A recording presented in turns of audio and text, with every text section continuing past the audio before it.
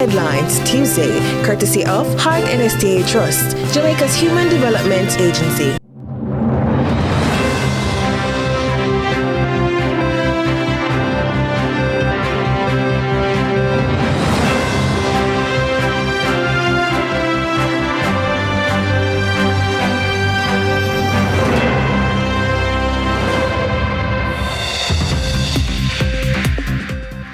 Tonight in CVM News at 7, if the puzzle doesn't fit you, must acquit. So defense presents closing arguments in Noel Maitland murder trial. Charged. Government employees in cocaine arrest charged by police. And temporary fix coming. Authorities working on temporary solution for chaos at Cornwall Regional Hospital. It's Tuesday, so of course we'll have Tech Pulse a little later on. But in the business report, we discover a different form of real estate investment. While in sports, Aston Villa recall reggae boy Leon Bailey as title push heats up.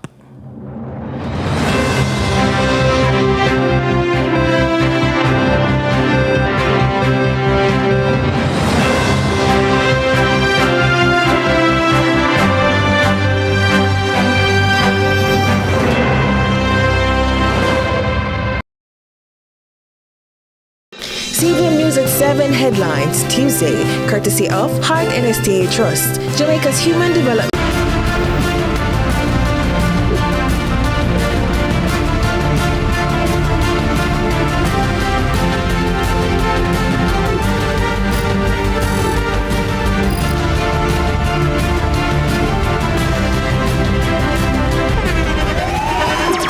The internationally acclaimed On Stage with Winfred Williams. At a new time, Saturdays at 8 p.m. on CVM TV. So much more than entertainment. CVM News at 7 Tuesday, brought to you by KFC value menu. As you thinking chicken, get the chicken box combo for just $680.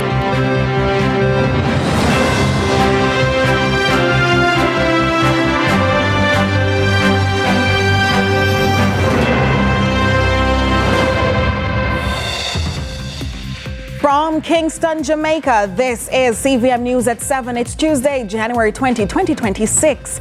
I'm Nika Lewis. Thank you so much for joining us.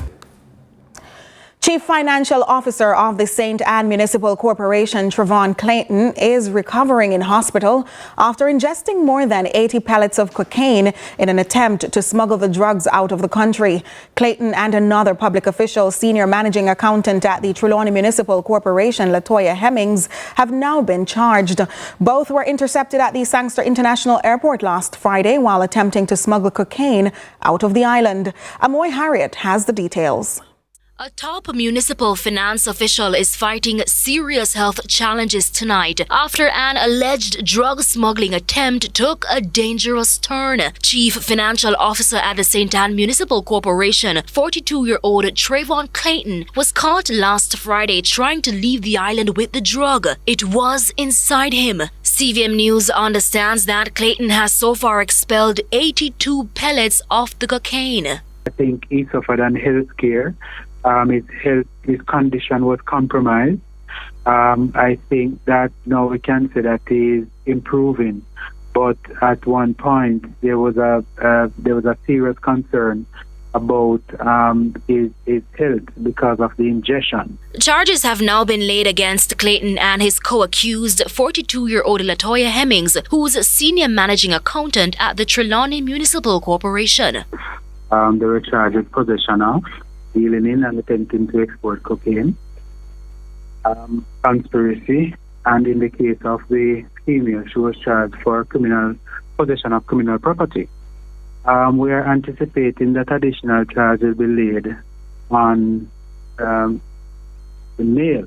Hemmings is expected to appear before the court this Friday, while the court date for Clayton is being finalized. Now, according to police reports, the two were traveling together on Friday, January 16, and checked into the Sangster International Airport around midday for a New York-bound flight. During security screening, both were stopped and searched. Investigators say cocaine was discovered in the luggage of both individuals. Police also seized the sum of U.S. currency from Hemming's handbag. Both were immediately taken into custody. Police further report that Clayton later admitted to ingesting cocaine pellets. Now, Director of the Firearms and Narcotics Investigation Division, FNID, Senior Superintendent Patrick Rowe, is making it clear that there's no link between this incident and the recent arrest and charge of a police inspector who was also found in possession of cocaine. However, he says he's deeply concerned by the growing number of drug seizures involving members of the public. In fact, in addition to this arrest, on Friday we made another arrest in Kingston, cocaine as well. And we made an arrest over the weekend. We continue to make arrests, as I indicated somewhere else. So far since the start of the year, FNID has seized over $15 million worth of cocaine. So therefore, we are arresting a number of people. We are seizing a number of packages of cocaine, and the perpetrators involved in these are from various places. Amoy Harriet for CVM News. An Auditor General's report has raised serious questions about governance and accountability at the University Hospital of the West Indies, citing years of procurement breaches and failures in financial reporting, issues that experts warn could have far-reaching consequences for Jamaica's entire public health system. An Auditor General's report published last week has raised serious concerns about governance at the University Hospital of the West Indies. The report found that over several years, the hospital abused its tax-exempt status, costing the country millions of dollars in lost revenue. It also identified repeated breaches of procurement guidelines and noted that audited financial statements and annual reports were not submitted for 6 consecutive years. Principal Director of National Integrity Action, Dr. Gavin Myers, says the findings point to deep systematic failures. If we accept that the integrity of the Auditor General is unquestioned, then we have to accept that this report shows that there are egregiousnesses of the systems that were in place. And with that, we should be focused on what should happen next. Because we would expect now that we speak about the role of the boards, the formation of the boards, and the need for accountability. And if this is a board failure, then we would expect that the board would do the work and go. And the parameters for the work to ensure transparency and accountability is put in place. Dr. Myers warns that the implications goes far beyond UHWI and affect Jamaicans island-wide. Let's say you're from Kilmarnock in the border of St. Elizabeth and Westmoreland, and you are at the health center nearest, which is, you're at the nearest health center. It is 100% certain that the doctor that will see you there was trained at the University Hospital. And even more, if you ever are involved in any form of hospital-related or health-related illness, you will need to be a part of this system that the University Hospital sits at the apex. In response to the report, the hospital board says it has begun a comprehensive review of its procurement systems. The Ministry of Health has also established an institutional review committee. But Dr. Myers insists that reform must be matched with real accountability. We need to ask about the formation of boards. We need to ask about how it is that these boards will moving forward, hold things in account. The Ministry of Health says the Institutional Review Committee is expected to submit its findings within 4 months, after which recommendations for reform are to be made public. Reporting for CVM News, I'm Giovanni Hamilton. Meanwhile, in Holland Bamboo St. Elizabeth, fences torn apart by Hurricane Melissa have left cattle wandering freely onto the roads, a deadly risk for motorists and an overwhelming addition to the problems farmers already grapple with. As authorities call for better livestock control, the farmers are issuing a heartbreaking plea of their own. How can they secure their pastures when they haven't even been able to secure their own roofs? Crystal Williams tells us more. I don't really know the MP because I never seen it. When Hurricane Melissa made landfall in southwestern Jamaica, the agricultural sector specifically suffered gravely. One struggle that was born in the Holland Bamboo area was the damage of cattle enclosures during the storm. Mercita is a resident of the area. Then push away the fence also what the hurricane leave. So because of that now, the cows them keep coming on the road. Sometimes we come out here and we run them back, but no, we're not there. So we organizing now for the MP. We're gonna go to the MP if we get some help to run back the fence alongside the Holland Bamboo straight down to Middlesex. But in the meantime, they don't give us any time. Nobody didn't say anything and then come catching the cow them because the cow them come out on the road. The Holland Bamboo Cow Pound has had to take control of the situation as the excess of cows in the roads cause safety hazards, especially at nights. According to Sergeant Desroy Holness of the Agricultural Protection Branch, the operation is a collaboration with the Ministry of Agriculture, Fisheries and Mining to protect what is left of the attraction. He says the Veterinary Services Division is responsible for the tagging and transportation of these animals. He also addressed the safety issues arising from the trend. We have had several accidents in this Holland Bamboo because of these said animals. What we are trying to do is to get them off the street, to protect our families, to protect the citizens of St. Elizabeth and Jamaica. This is one of the main routes to Montego Bay, the shortest route. With their homes still damaged and their roofs still missing, provisions for farm animals may be low on the list of priorities for the farmers of Holland Bamboo. For a country that prides itself on resilience, one community can only bear so much and no more. This is time. We will start blow off the wire fence, tear down so the cow them out of control. I know we're not finished putting on the roof, so we cannot control the cow them as yet, because we are struggling in a rough situation. So, they have to understand that. You understand what I mean? Right now, we don't fully cover with horse roof and no, much less we protect the cow right way. For a pass, how we have them, you understand? Blow it down, wire, pop down, fence, everything. So, we can, you understand? Rough. Right now, we have about 6 of them and we just sell them. If we get somebody to contact them, we sell them all the money. I'm frustrated and tired. Crystal Williams, CVM News. Agriculture Minister Floyd Green says the government has moved decisively to restore agricultural production and protect food security following the passage of Hurricane Melissa. This as thousands of farmers are said to receive critical support through seed distribution, fertilizer assistance, and the rapid restoration of irrigation services. Carla Ramdeen reports. Agriculture Minister Floyd Green explains that over 70,000 farmers were impacted by Hurricane Melissa. He says the Rural Agriculture Development Authority, RADA, has played a major role in recovery efforts. RADA led an on-the-ground crop recovery effort across all parishes, implementing a coordinated seed and planting material distribution program focused on short-term, quick-bearing crops. In fact, to date, we have distributed 14,038 packs of assorted vegetable and fruit seeds valued at $90 million. These inputs have impacted over 10,000 farmers. We have also been able, through that, to establish about 840 hectares of production island-wide. Minister Green says farmers have also benefited from improved access to land preparation services through RADA, helping to reduce re-entry costs and accelerate recovery. He adds the National Irrigation Commission, NIC, implemented emergency water support and restoration works, particularly in the western region. We learned a lot from Hurricane Beryl, and what we did during the time between Beryl and Melissa was to strengthen our resilience of our national irrigation system by ensuring that we had backup power generation for some of our main irrigation networks.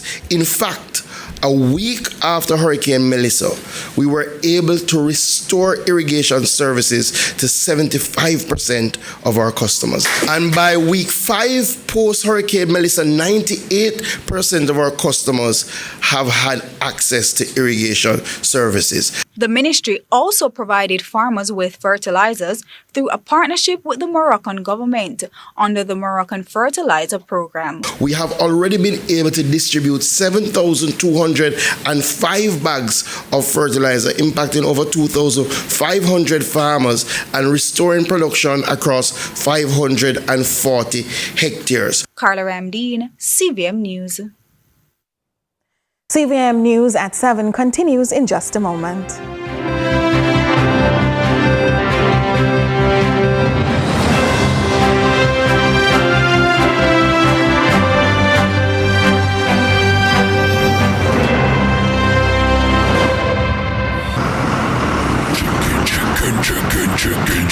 Chicken, mega deal, super chicken, mega deal. The KFC value menu has you thinking chicken. Get the chicken box combo for just $680. KFC. Employers, once a month, you have the power to shape Jamaica's future. By paying your hard 3% contribution, you're not just contributing, you're investing in people, in skills, in our economy. Your hard contribution trains working-age Jamaicans, aligns programs with workforce needs, and secures our future. That's not just contribution, it's transformation. Contribute to heart and to your future. Season is the time. Digital is gifting smile. Gift a smile. Gift a smile. Gift a smile. Digicel is gifting smiles this season. 64 lucky customers will win $250,000 cash, and the third two getting $50,000 in groceries. You can also win Samsung tablets, furniture vouchers, and so much more. Gift a smile. You can keep your prize, or you give all our partners to someone who really needs a smile. This season isn't just about winning, it's about making sure everybody good. Cash Digital in your community, bringing gifts and good cheer to keep you smiling into the new year.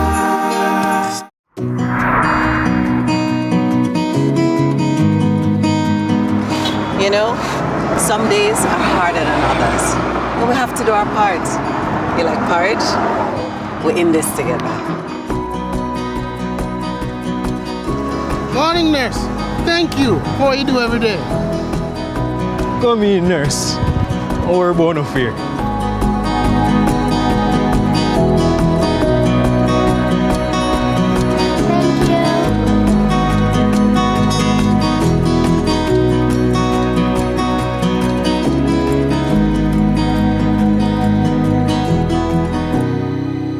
In this together.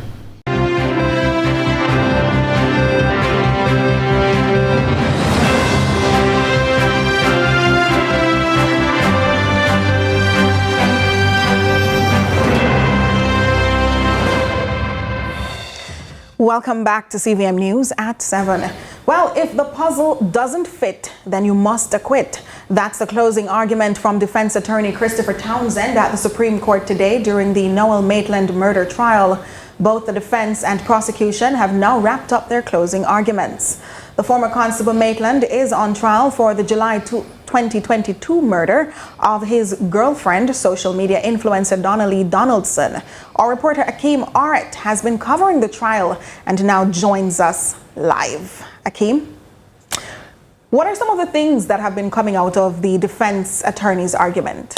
Well, Nika, attorney Christopher Townsend in his closing urged the 7 jurors to, quote, sit and consider, put together the puzzle. And if the puzzle doesn't fit, you must acquit, end quote. Now, viewers may recall the famous line from the O.J. Simpson murder trial spoken by defense attorney Johnny Cochran, quote, if the glove doesn't fit, you must acquit, end quote.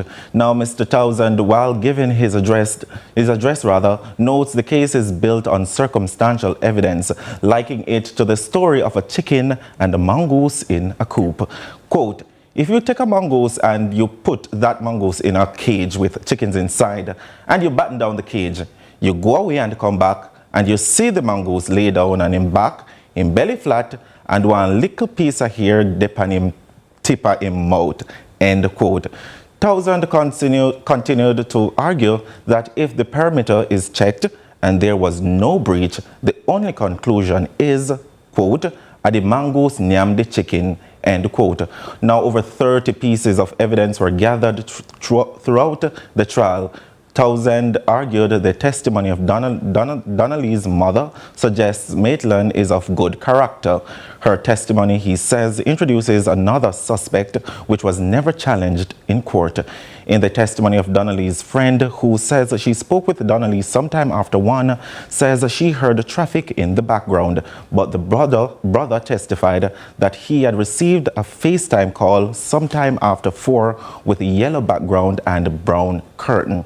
Now, evidence presented in court found that bloodstains was on the curtain and 2 shoes nearby. Now, Nika, in ending his argument, he urged the 7 jurors to think about everything said in court, both from prosecution and defense, and not to rush their decision. Now, Nika, the case continues on Thursday. All right, and Akeem Art, of course, will be covering on our behalf. Thanks again, Akeem, his first time in court. Well, family members in St. Catherine are appealing to the public for help this evening in locating an elderly man who has been missing for more than a week, as concerns grow about his safety and well-being. Of Russell Instead, St. Catherine has been missing since Monday, January 12, after leaving to visit relatives in Berkshire Hall, St. Catherine. His daughter, Verona Hines, says her father left home Sunday morning and was last seen in Berkshire Hall the following day by his grandson. Mr. Hines is said to be about 5 feet 8 inches tall and was last seen wearing a royal blue t-shirt layered over a red t-shirt, blue jeans, and a pair of black Clarks. But he leaves Sunday morning.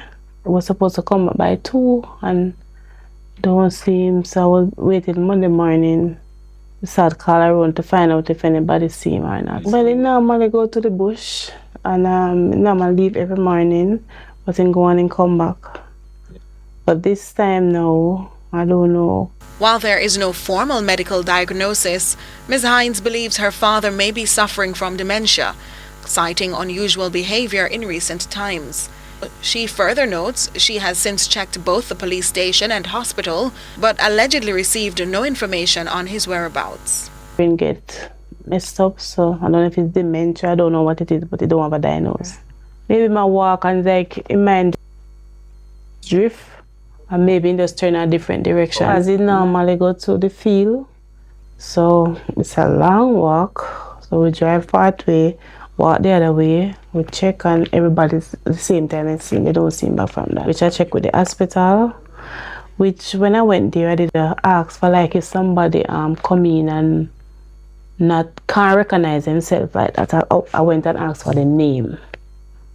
So based on that, the name wasn't there. While the family is experiencing a difficult time, Ms. Hines is urging anyone who may have seen her father or has information that could assist the search to contact her at 876-318-9274 or the Linstead Police at 876-515-2689. We are overwhelmed at this time, so you know how it has been. Your father is not there and you don't know where his whereabouts or you don't know where to contact him. Nobody not seen him. It can be very stressful. So I think that is what they are going through at this point. So, they are in desperation. I would really like to get a closure. So anybody at all see him, just contact the Linstead Police, or you can contact the police, whichever, any one of the police station, or even 119 can call and report it. We really, really want to see him and see him alive.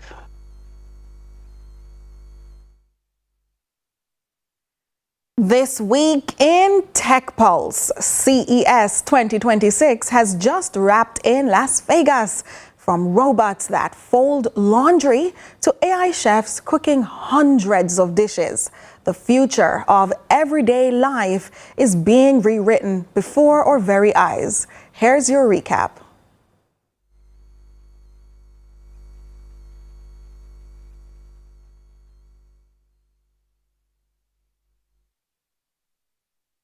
And just before that recap, we have more news. Following the recent protest at the Cornwall Regional Hospital, the hospital's chief executive officer and senior medical officer met separately with nurses and junior doctors in the accident and emergency department to hear about the challenges they face and discuss solutions.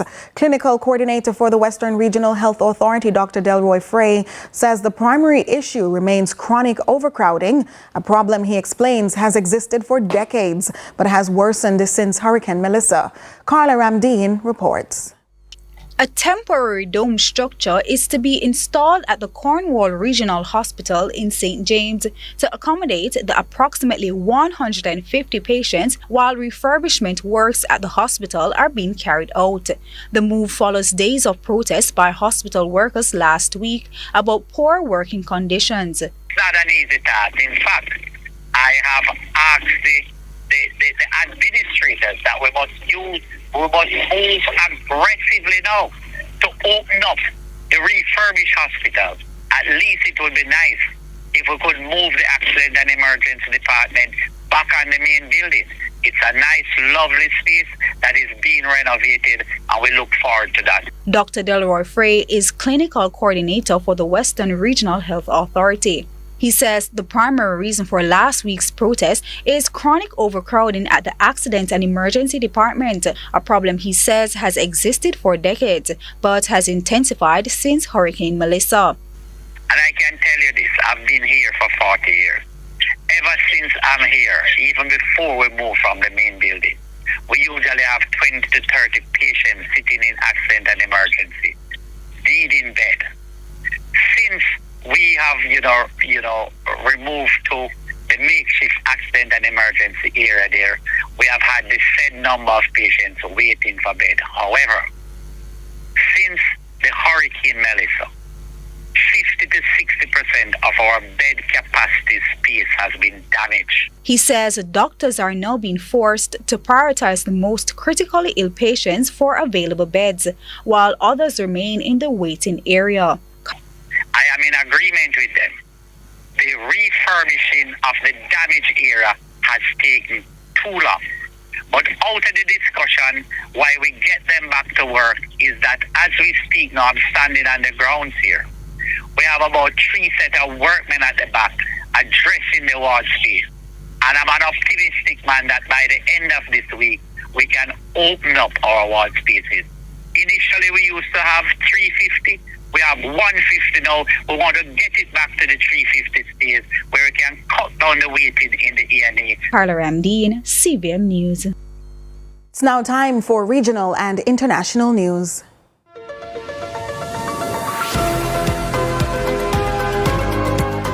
We begin with regional news. St. Lucia's workforce could soon get a major skills boost following a visit by a Canadian training specialist sharing strategies to modernize employee development across the island. DBS TV reports. In St. Lucia here, I see that the trade unions don't get involved so much in apprenticeship, and so all of the countries of the Caribbean were kind of blown away. And so I think I'm here today to talk a little bit about that and how trade unions can show themselves more valuable to the country, to the government, and to employers by taking on that training role. We don't want to just be focused on the labor movement. The overall GDP of the country is better when workers can take ownership of their training through their labor unions, skilling of your young people and showing them how they can stay in St. Lucia and make decent wages and have a good career is so important. And so I think we're here on the precipice of you guys getting started. Further afield, Iran's police chief has given protesters who took part in a week of demonstrations in the country a 3-day window to turn themselves in. He said they would be treated with leniency if they handed themselves in and would not be considered as what he called enemy soldiers. More from Al Jazeera. Saying that those who have been deceived by social media or by other means to join the protests or to be a part of that international conspiracy or plot against Iran have 3 days to come and surrender to the police officers, institutions, or submitting themselves to the judicial institutions. And it says that if they do that, that is going to be regarded as a good manner, and then that could help them in their case throughout the judicial process. The UN's nuclear watchdog says Ukraine's Chernobyl plant has lost all off-site power after Russian strikes hit the electricity grid. The International Atomic Energy Agency is warning that several substations vital for nuclear safety were damaged, affecting power supplies to multiple nuclear facilities. Al Jazeera has the details. There has been a wave of attacks, lots of military activity these last few days. Today, in particular, affecting a number of substations which are critical to provide energy to the grid. Jody and Quarry now joins us for a preview of Lead Story Prime. Thanks, Nika. We're having a discussion this evening about jury duty and how and if it can continue, as judge-alone trials are now being suggested. Now, justice without a jury is what we're calling it, and we'll have a full panel discussing if justice is all about the expediency of having a judge-alone trial, or if jurors are really an important part of how the state conducts its business. Join us at 8 inside Lead Story. Thanks, Jody. We take a break. Stay with us.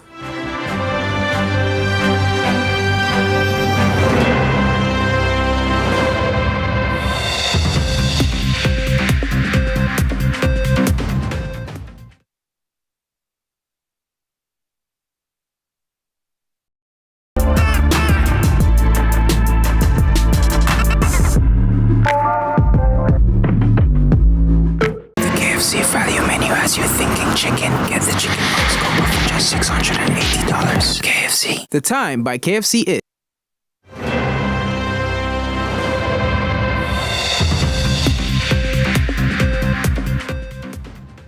Thanks for staying with us. It's now time for the Business Report with Joel Crosskill.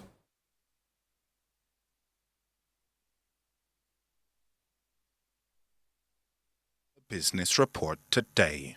The domain, real estate investment, in preparation of an approach that's not only opening the door, but also letting others buy into a concept.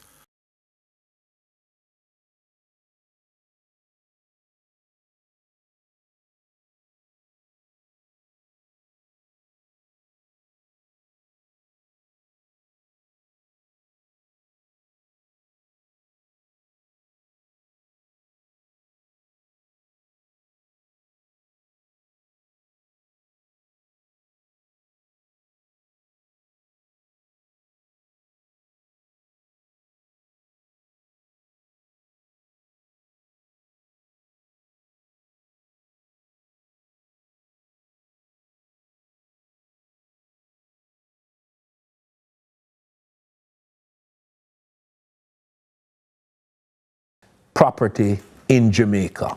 Some exposition. It's a partnership between myself and Gary Matalan, and we started different capital, just coming from two different worlds. Gary coming from real estate and construction and so on, and myself coming from the investment banking, investment world. I've done 30 years in investments and investment banking. So, when we kind of sat down as friends, we said, where do we see the opportunity? And I think where we see the opportunity is in merging the approach of the investment banking world with real estate opportunities. As the different chairman and CEO confides, the high bar of access has traditionally been a hindrance to more broad-scale investment property opportunities. But he's convinced that's about to change. How do we get a greater percentage of the population into investment properties? It's a huge challenge participating because of the barrier to entry, meaning the ticket size.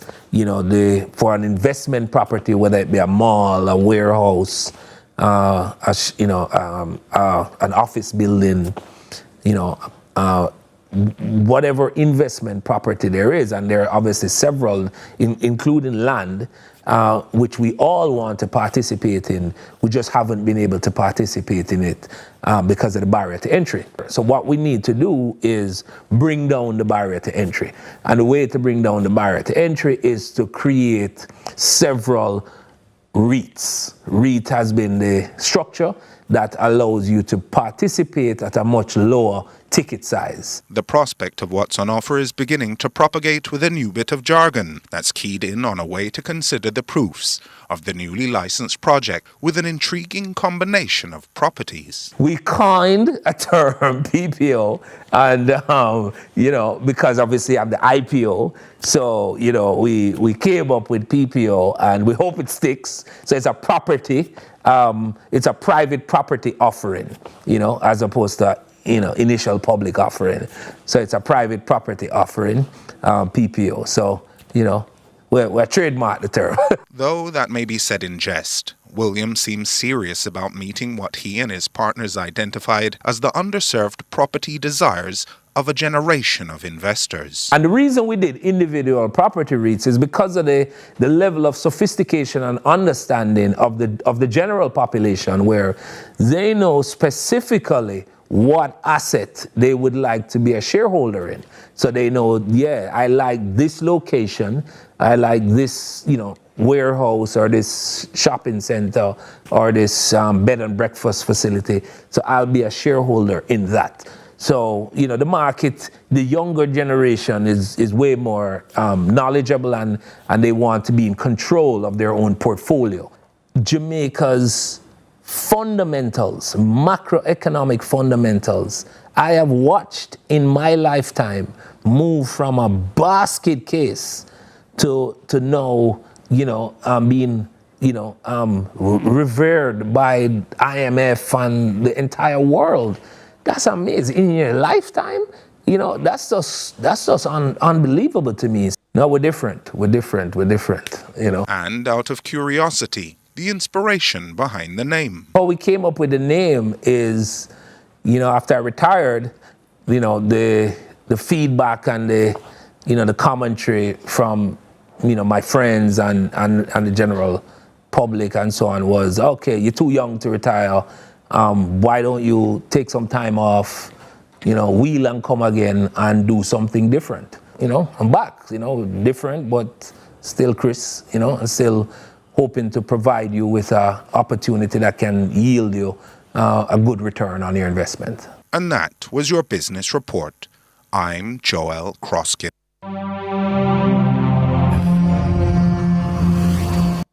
Here now is Tech Pulse.